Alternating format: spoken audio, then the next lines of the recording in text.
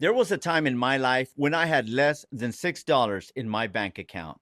I was a high school dropout. I didn't have a college degree.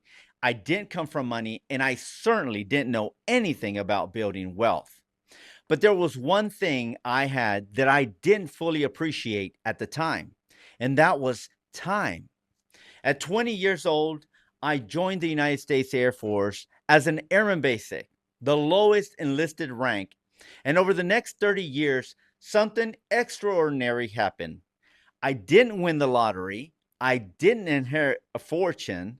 I didn't discover some secret stock that made me rich overnight. Instead, I learned. I learned about money. I learned about investing. I learned about compound interest. I learned about patience.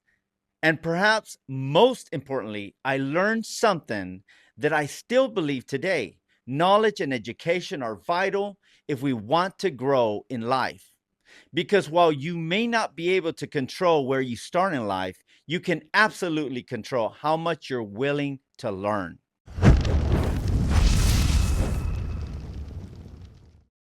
Welcome back to the Purposeful Man, where we talk about faith, perspective, growth, leadership, health, finances, and becoming more intentional in the life that we've been given. Today, we're looking at Nicolas Bérubé's book, From Zero to Millionaire, a simple, effective, and stress-free way to invest in the stock market. And this one is personal, because this book reminds me about the young man I was nearly 30 years ago. Today, I am honored to be a lieutenant colonel in the United States Air Force, but my military career didn't begin here. It began as an Airman Basic, and my financial journey didn't begin with a large investment portfolio. It began with almost nothing in 1998 before the tech.com bubble peaked and began to burst in March of 2000. So today, I want to share 5 lessons from this book that I've had the privilege of watching work in my own life. Lesson number 1, you don't have to be an expert to start.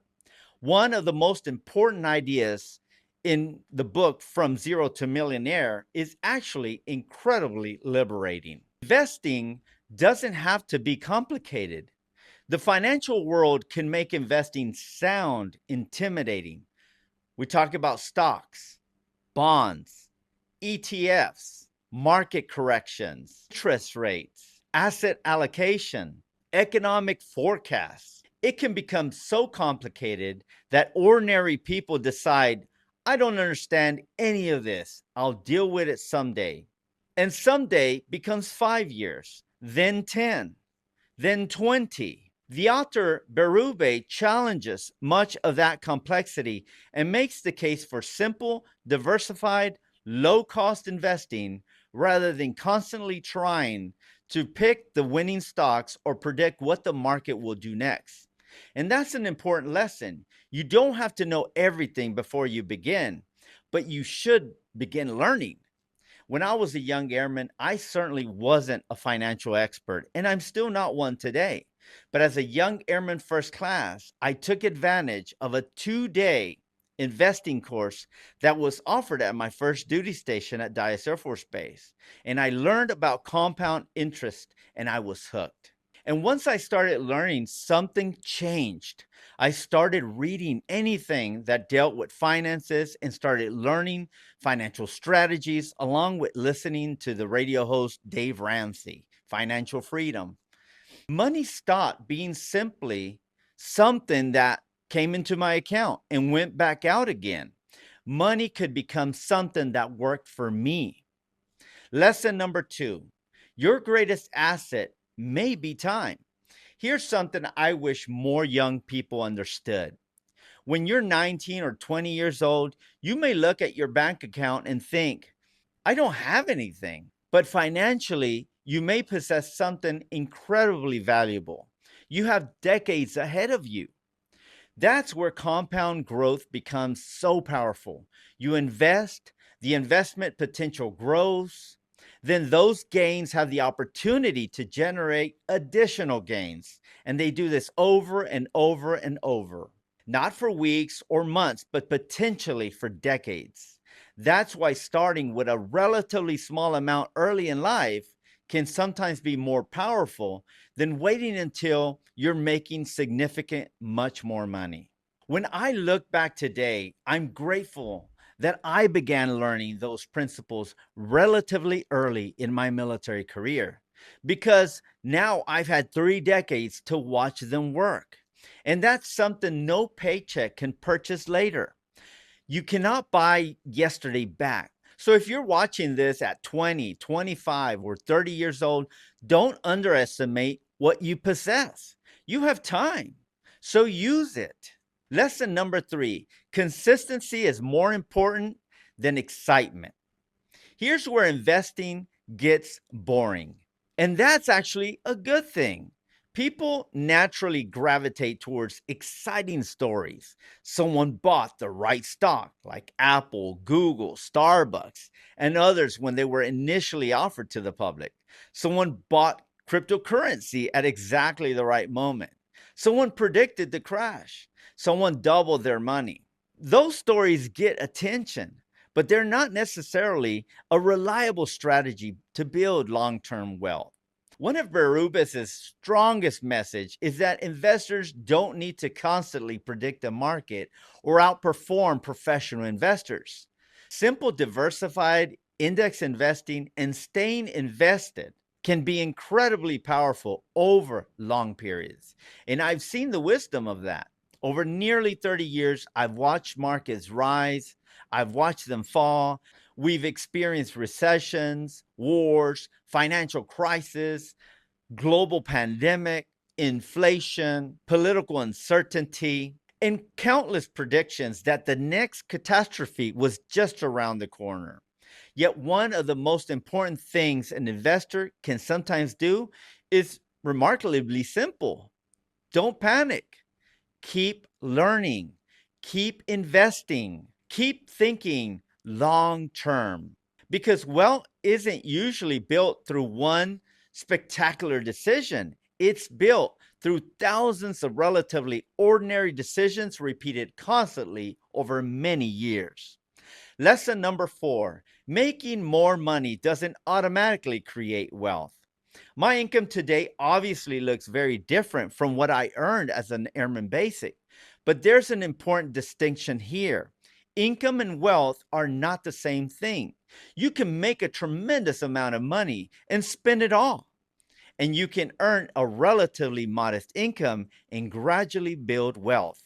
Every time your income increases, you have a decision. Do I increase my lifestyle by the same amount, or do I allow some of that increase to build my future? That's something I've tried to remain conscientious of throughout my entire career.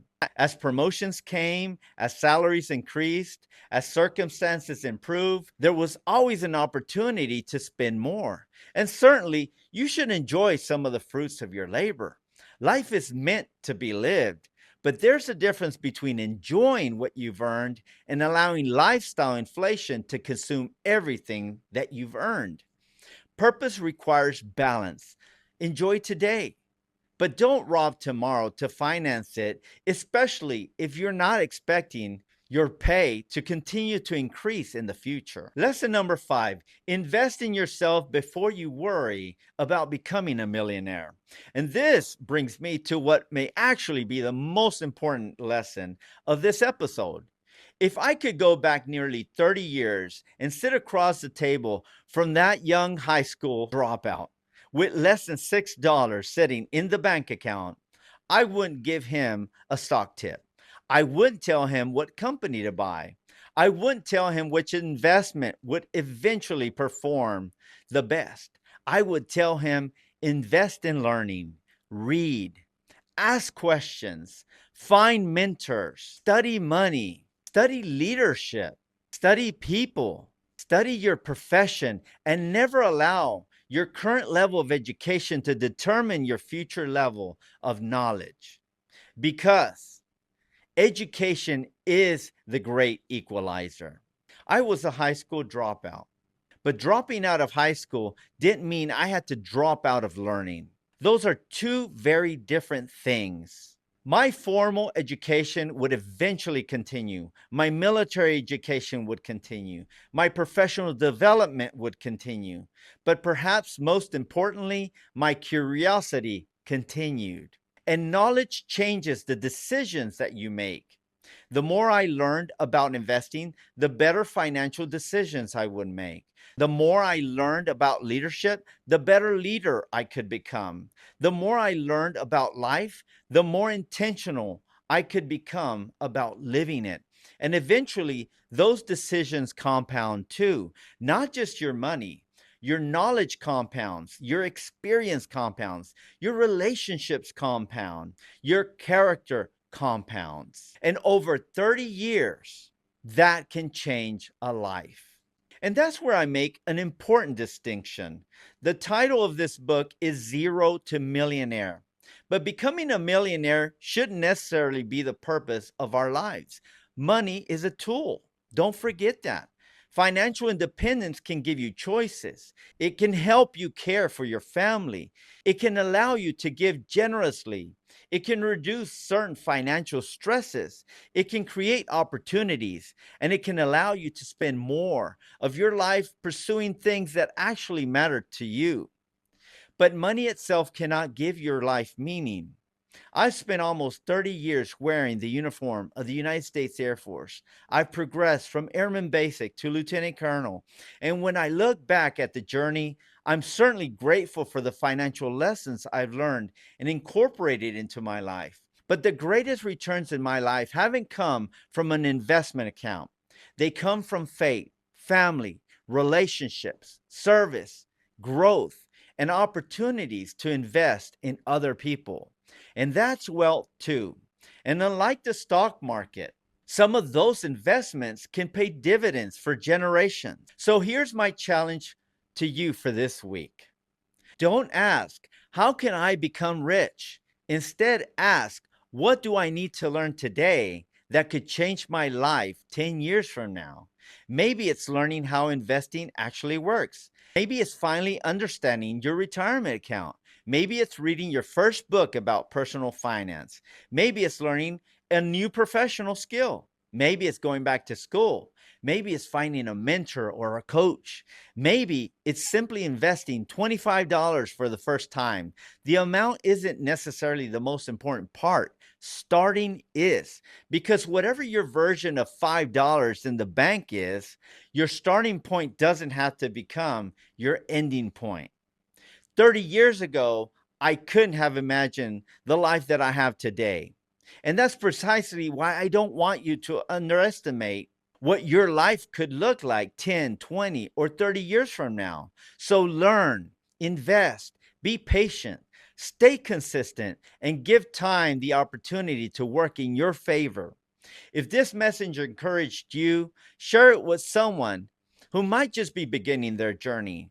And tell me in the comments, if you could give your 20-something-year-old one piece of financial advice, what would it be? I'd love to read your answer. Until next time, stay grounded in faith, keep growing intentionally, and continue becoming the person that God has called you to be.